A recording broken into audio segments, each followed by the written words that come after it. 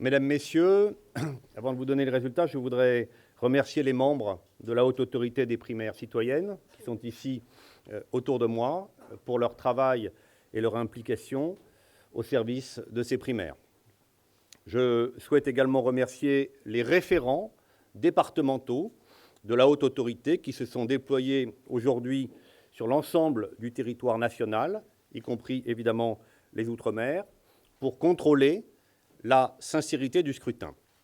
Et je suis donc d'ores et déjà en mesure de vous annoncer que l'on ne déplore aucun réel problème ce soir, sinon des incidents mineurs ou des incidents marginaux, comme il y en a dans toute élection, et tous les incidents ont été réglés.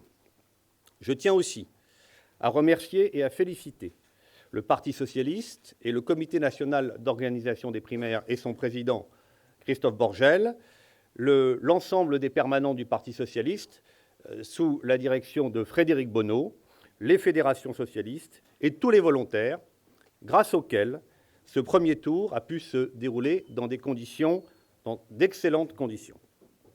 Sur la participation d'abord, vous connaissez à peu près l'état de la participation. Le résultat affiné sera donné un peu plus tard dans la soirée. Nous serons entre 1,5 million et 2 millions de votants, sans doute plus proche de 2 millions. Et c'est un résultat qui est satisfaisant, compte tenu du contexte difficile dans lequel se sont déroulées ces primaires, contexte que chacun connaît. Malgré donc un chiffre en baisse par rapport à nos primaires de 2011, cela démontre que la primaire est entrée dans les mœurs et qu'elle constitue désormais un acquis démocratique apprécié des Français, ce dont on doit se réjouir. Les électeurs, donc, se sont exprimés aujourd'hui de la manière suivante.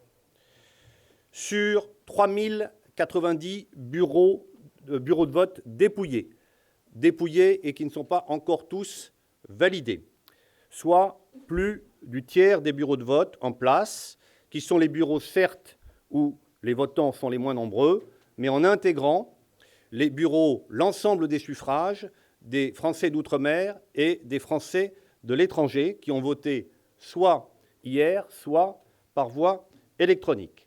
Sur donc les 3090 bureaux de vote, le résultat est le suivant, et je le donne dans l'ordre du score le plus élevé vers le score le moins élevé. Benoît Hamon, 35,21%. Manuel Valls, 31,56%.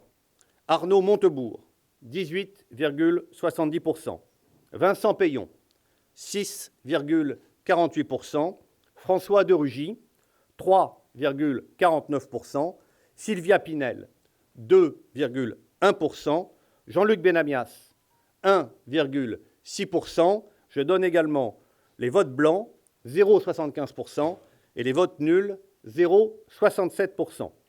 Si le résultat final se confirme, ce qui devrait logiquement être le cas, sont donc qualifiés pour le second tour qui aura lieu dimanche prochain, Benoît Hamon et Manuel Valls.